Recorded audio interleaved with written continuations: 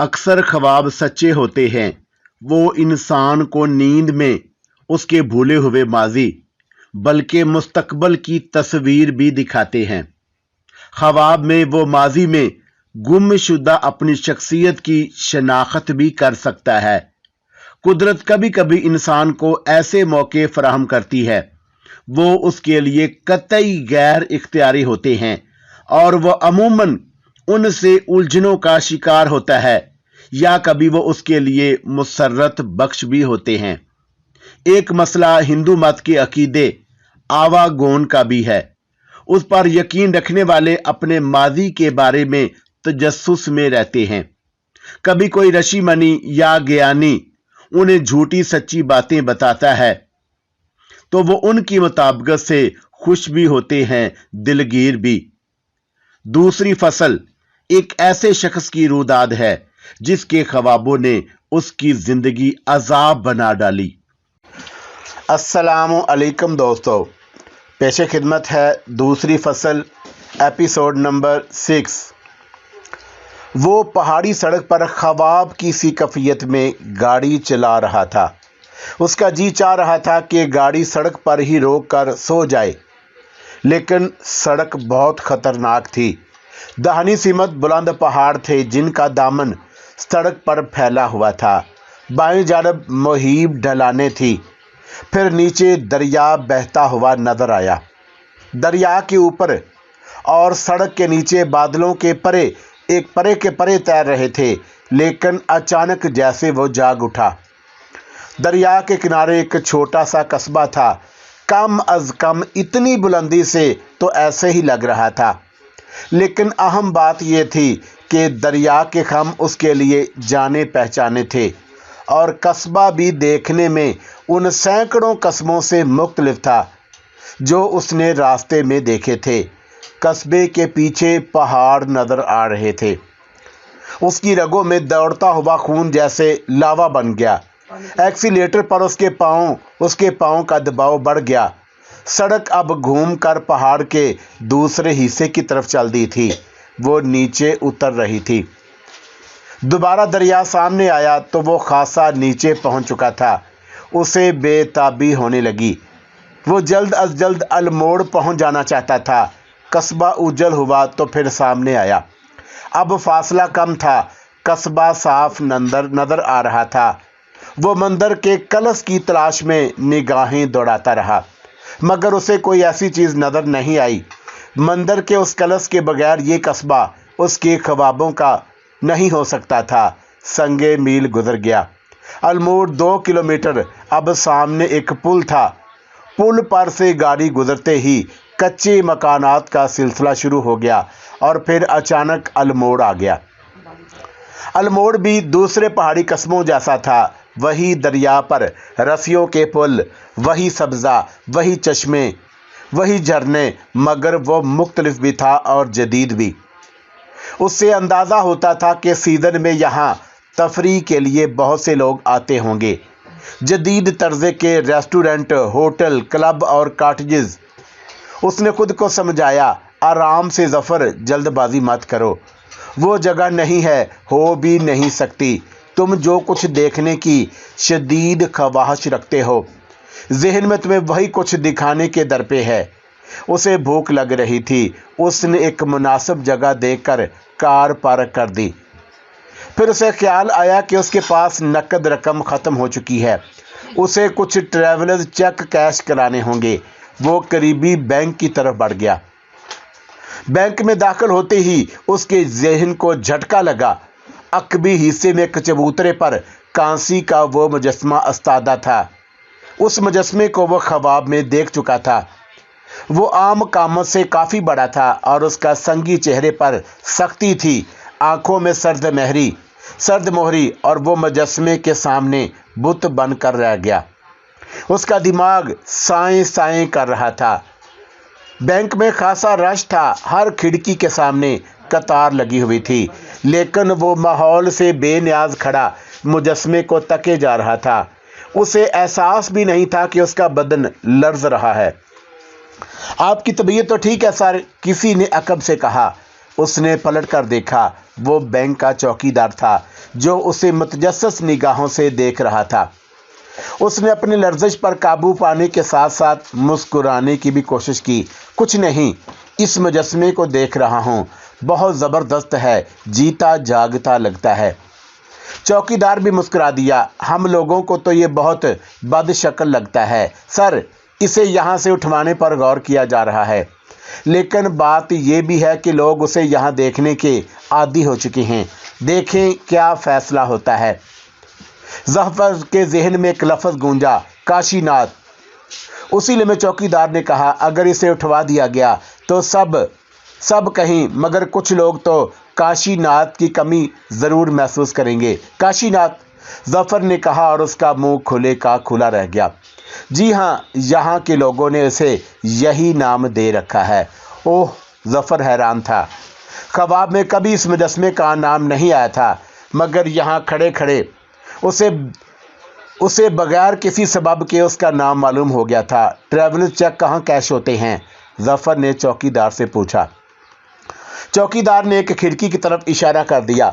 Zafar cheque cash करवाकर बाहर निकला और कार में बैठकर शमाल की सिमत चल दिया। उस सड़क पर आगे एक खम था और उससे आगे दरख्तों से घिरी हुई 2 सड़कें थी। उसे जैसे यकीन सा हो रहा था कि वो पहले कभी यहाँ रह चुका है। पुरानी इमारत ख़ास तौर से उसे जानी पहचानी लग रही थी।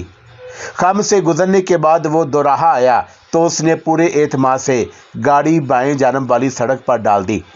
फिर एक बार उसने कार दाएं सिमत मोड़ी और उसके बाद फिर बाएं जानब। ये अजीब बात थी कि उसे ख्वाब में कभी कोई नाम सुनाई नहीं दिया था। वो सड़कों के नामों से, जगहों के नामों से नावाकिफ था, मगर वो जैसे जानता था कि किस की मोड़ के बाद क्या नज़र आएगा। दाएं जानब मुड़ते ही वो चौक आ गया। मंदिर वहाँ मौजूद था, मगर वो मुख्तलिफ था। उसका कलश भी उसके ख्वाब जैसा नहीं था। वो ज़्यादा पुराना भी नहीं लगता था। ना जाने क्यों उसके वजूद में बरहमी की तंद लहर तैर गई। वो उस कलश को वहाँ देखना चाहता था जिसे उसने ख्वाब में देखा था। वो कार खड़ी करके नीचे उतर आया। चौक के दरमियान में एक गोल बागीचा था। कुछ लोग घास पर पाँव पेसारे बैठे थे। वो अलग थलग बैठे एक बूढ़े शख्स की तरफ बढ़ गया। क्षमा चाहता हूँ श्रीमान जी, उसने बूढ़े को मुखातब किया जो वाज़ा कता से हिंदू लग रहा था। बूढ़े ने सर उठाकर उसे देखा। क्या बात है बालक? यहाँ एक पुराना मंदिर हुआ करता था। उसने मंदिर की तरफ इशारा करते हुए कहा। उसका कलश बहुत खूबसूरत था। हाँ, परंतु वो कलश गिर गया था। सरकार ने नया कलश बनवाया, मंदिर को नया करवा दिया। बूढ़े ने बताया। ये कब की बात है? 23 नहीं 24 वर्ष हो गए। पुराने कलश पर मूर्ति भी थी ना शिव की। इतनी बदतमीजी से शिव का तज़किरा करने पर बड़े मियाँ ने कश्मगी निगाहों से देखा। फिर ज़ोर से बोले, हाँ, शिव जी की मूर्ति भी उस पर। ज़फ़र वहाँ से हट गया और एक दूर अफ्तादा गोशे में घास पर पाँव फैलाकर बैठ गया। उसका दिल गोया कंपटियों में धड़क रहा था। ये वो जगह है जहाँ मैं पहले रहता था, उसने सोचा। अल्मोड़, नैनीताल, क्या मैंने यहाँ पिछला जन्म गुजारा? मगर मैं कौन था? उसे अंदाज़ा नहीं हो सका कि वो कितनी देर वहाँ बैठा रहा। कुछ देर बाद उसका सर चकराना मौकूफ़ हो गया। नज़र की धुंधलाहट दूर हो गई। पहली बार उसे एहसास हुआ कि आसमान पर काली घटा छा गई है और हवा का लहजा तंद हो गया है। ट्रैफिक का शोर बढ़ गया था। कबूतरों का एक छोटा सा गोल उसके कदमों के पास उतर गया। कबूतर मासूम पुरउम्मीद निगाहों से उसे ताक रहे थे। सवाल फिर उसके ज़हन में डंक चबोने लगा। मैं कौन था? क्या नाम था मेरा? मैं किसका आदमी था? आशा कौन थी? मेरी बीवी या महबूबा? कातला तो वो मेरी थी ही, मगर इससे पहले वो मेरी क्या थी? क्या ताल्लुक़ था मुझसे उसका? क्या उसका जुर्म कभी खुला? उस पर मेरे कत्ल का मुकदमा चला? सज़ा मिली या नहीं? शायद नहीं। किसी को पता ही नहीं चला होगा उसने मुझे कत्ल किया है। क्या वो मर चुकी है? नहीं, अमकान यही है कि वो ज़िंदा होगी।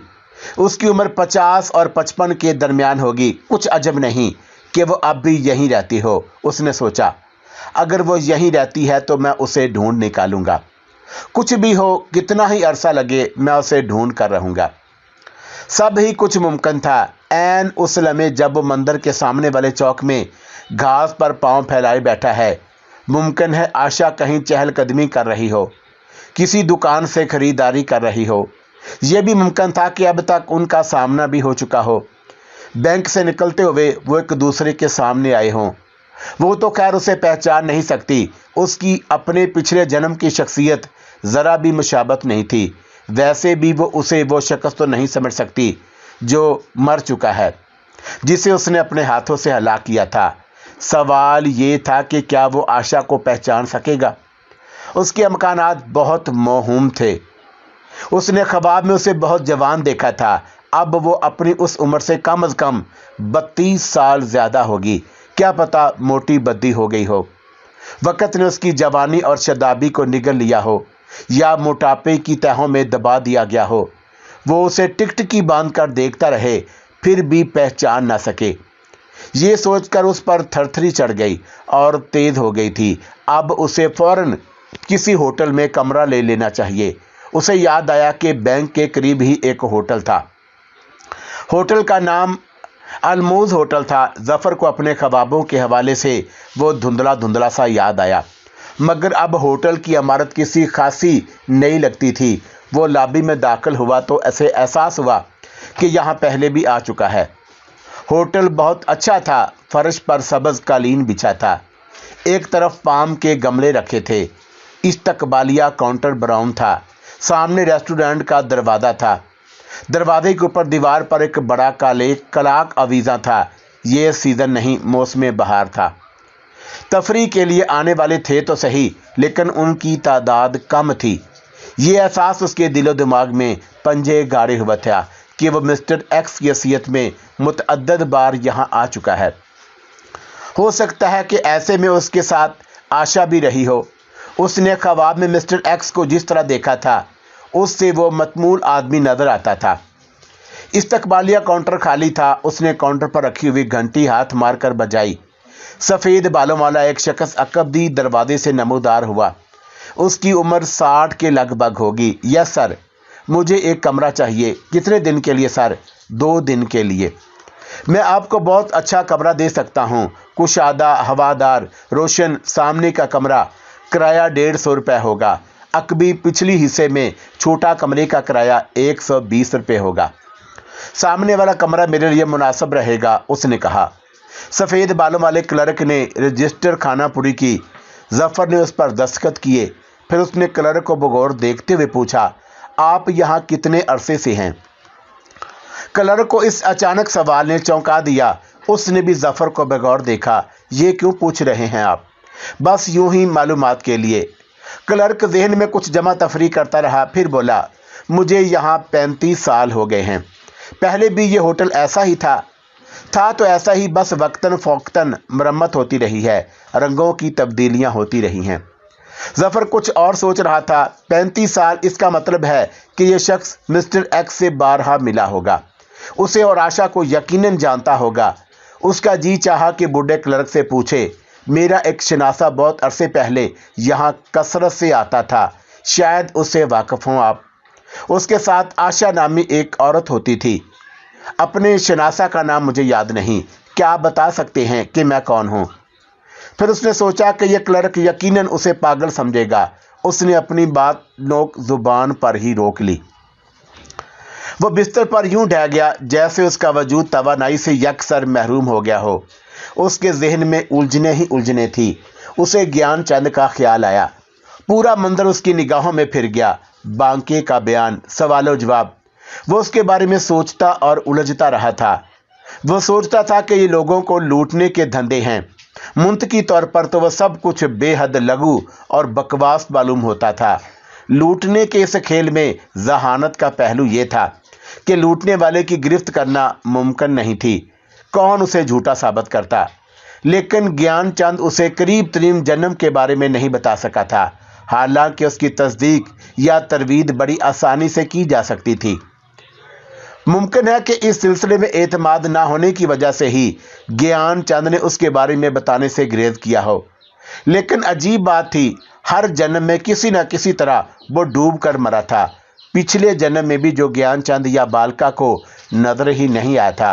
किस कदर खौफजदा करने वाली बात थी। फिर उसे याद आया कि ज्ञानचंद ने कहा था, तुम चुन लिए गए हो, तुम्हारे पास भगवान का पैगाम है, ये सब खत्म होगा तो तुम अवतार साबित होगे, तुम्हें भगवान ने दुनिया पर आवागौन साबित करने के लिए चुना है। उस वक़्त उसने दिल ही दिल में उसे खराफात करार दिया था, मगर अब सोच रहा था ये नामुमकिन तो नहीं। उसे नगीना का ख्याल आया और हंसी आ गई।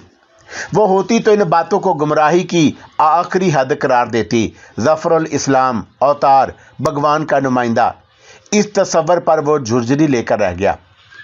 ये सब कुछ क्या था? मौत का अख्ताम नहीं, एक नई जिंदगी के आगाज़ का इशारा। मौत एक तवील नींद है जिससे सब जागते हैं। आदमी एक नहीं, कई जिंदगियां गुजारता है।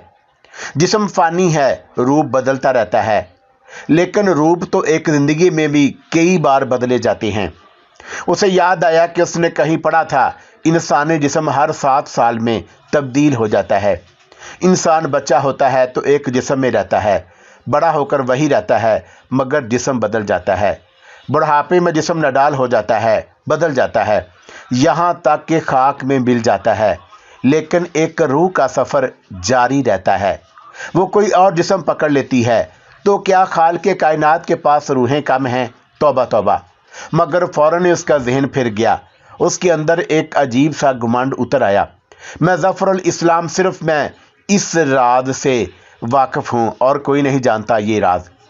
उसने गुरूर से सोचा, अभी मैं बाहर निकलूं और जो कुछ जानता हूँ सारी दुनिया को चीख चीख कर बता दूं तो क्या होगा? मैं लोगों से कहूँगा, लोगों मौत से मत डरो, इसलिए कि तुम्हें फिर ज़िंदगी मिलेगी, नया जन्म मिलेगा। उसके तस्वर में हंसते मजाक उड़ाते पुरस्तश के जज्बे में भीगे चेहरे उभर आए। समात में मुख्तलिफ लफ्ज़ गूंजने लगे, नाम जिनसे उस सूरत में उसे पुकारा जाता, पागल, दीवाना, खबती, झूठा, धोखेबाज, अवतार। यह भी मुमकिन था कि उसे पागल खाने में ठोंस दिया जाता।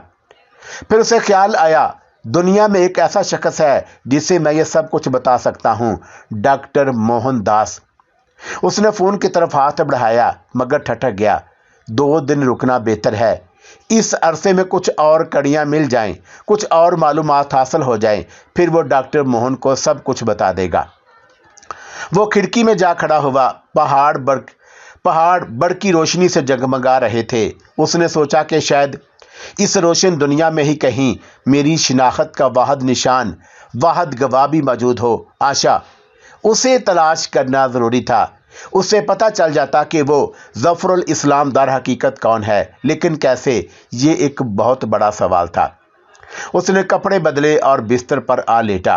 आखिरकार वो सो गया, लेकिन ख्वाब अब भी उसके पीछा छोड़ने को तैयार नहीं थे। उसने तकरीबन वही तमाम ख्वाब देखे।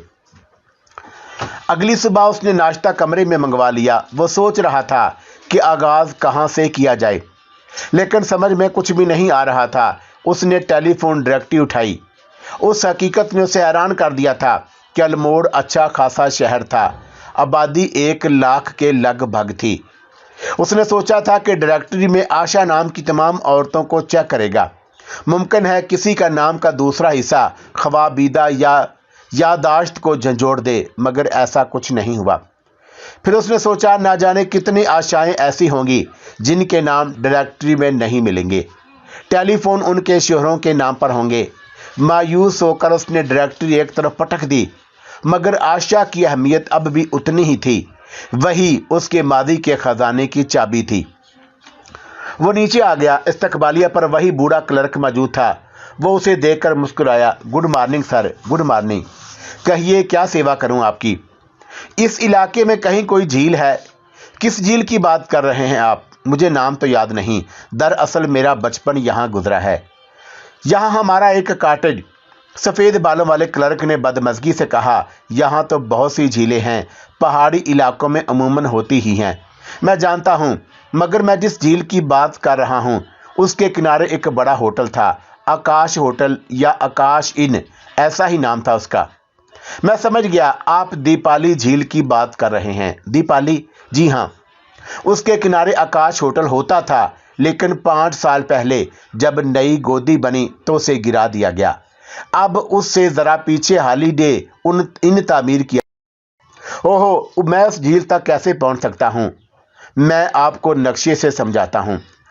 کلرک نے ایک نقشہ اپنے سامنے کھولتے ہوئے کہا، جھیل یہاں سے کوئی 10 میل دور ہے، زیادہ دیر نہیں لگے گی پہنچنے میں۔ دیپالی نام خاصا مانوسا تھا، اس کا مطلب تھا چراغوں سے آراستہ۔ اس نے کلرک سے راستہ سمجھا اور باہر نکل آیا۔ اس نے گاڑی نکالی اور راستوں کا نقشہ پھیلا کر اسے سمجھنے لگا۔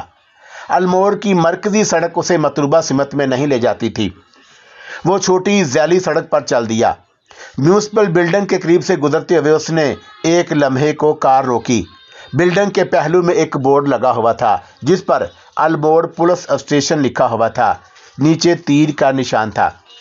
نہ جانے کیوں اسے یہ خیال آیا کہ وہاں اسے اپنے کسی سوال کا جواب ضرور مل سکتا ہے، کلی نہ صحیح جزوی صحیح۔ اگر اس کے خوابوں کی ہیروئن اس کے قتل کے الزام میں پکڑی گئی تھی تو وہ یہاں ضرور آئی ہوگی، اور اگر آئی ہے تو یہاں اس کا ریکارڈ بھی موجود ہوگا، خواب بات 30-35 سال پرانی ہو۔ وہ بلڈنگ کا چکر کاٹ کر تیر کے نشان کی سمت میں چل دیا۔ کام بظاہر بہت آسان تھا، لیکن غور کرنے پر احساس ہوا کہ بات اتنی سادہ بھی نہیں تھی۔ اس نے تھانے میں ہوٹل والے سوال و جواب کا تصور کیا۔ فرمائیے، میں آپ کی کیا خدمت کر سکتا ہوں؟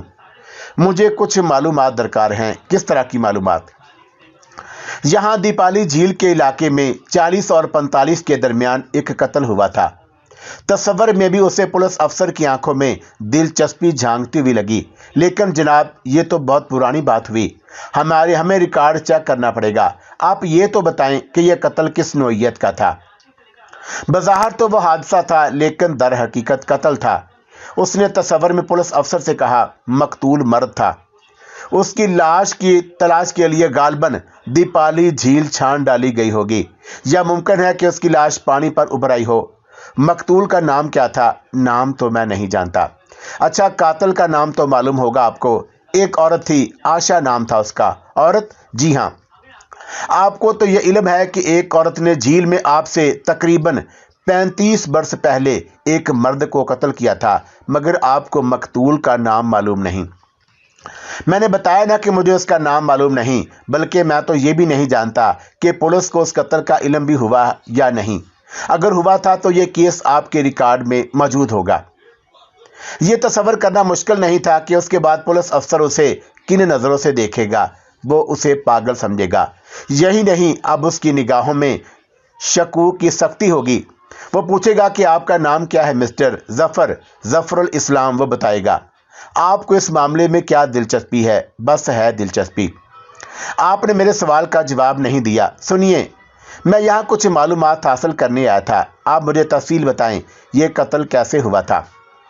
مرد جھیل میں تیر رہا تھا۔ آشا نامی وہ عورت کشتی لے کر آئی۔ اس نے اس مرد پر چپوں سے وار کیے۔ 2-3 وار سہنے کے بعد وہ ڈوب گیا۔ آپ کو یہ سب کیسے معلوم ہوا؟ میں نے خواب میں دیکھا تھا۔ اوہ، تو آپ نے خواب میں دیکھا تھا؟ انسپکٹر، سوری، میں نے آپ کو زحمت دی۔ شکریہ آپ کا۔ ایک منٹ مسٹر، آپ ایسے تو نہیں جا سکتے۔ تصور ٹوٹا تو ظفر جھجری لے کر رہ گیا۔ پولیس اسٹیشن جانے کا کچھ بھی نتیجہ نہیں نکل سکتا تھا۔ ہاں، مگر یہ طے تھا کہ ان میں سے مثبت کوئی بھی نہ ہوتا۔ وہ اسے ایک پاگل خانے بھی بھیج سکتے تھے، اسے نگرانی بھی شروع کروا سکتے تھے، اسے گرفتار بھی کر سکتے تھے، اس پر طرح طرح کے شبے کیے جا سکتے تھے۔ اب سڑکوں پر اچھا خاصا رش ہو چکا تھا۔ بازار میں خریداری کرنے والوں کی بھیڑ تھی۔ وہ کار کی کھڑکی سے گزرتے لوگوں کے چہرے تکتا رہا۔ لوگوں کو گھورنا، غور سے دیکھنا اب اس کی عادت بن چکی تھی۔ وہ ان میں وہ چہرے تلاش کرنے کی کوشش کرتا جو اس نے خواب میں دیکھے ہوں۔ خاص طور پر وہ ایسی عورتوں کو زیادہ توجہ سے دیکھتا جن کی عمر 50 سے اوپر ہو۔ اس نے گاڑی اسٹارٹ کی اور آگے بڑھا دی۔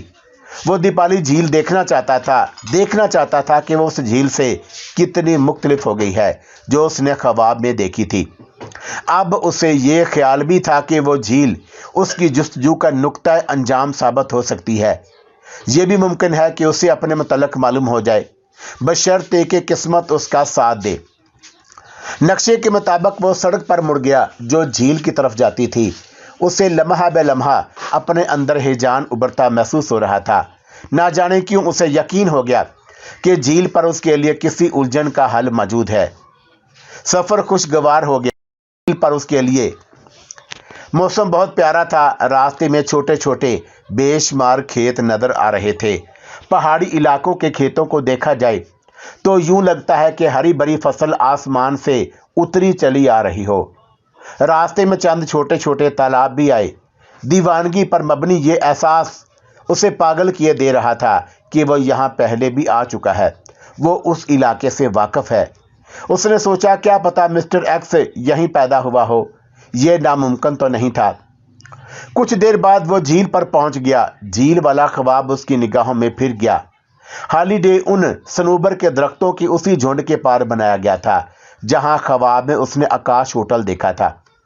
वो पहाड़ी पगडंडी भी वैसी ही थी जैसी उसने ख्वाब में देखी थी, लेकिन कॉटेज कहीं नजर नहीं आ रहा था, जबकि झील वाले ख्वाब में कॉटेज हमेशा बेहद नुमायां होता था।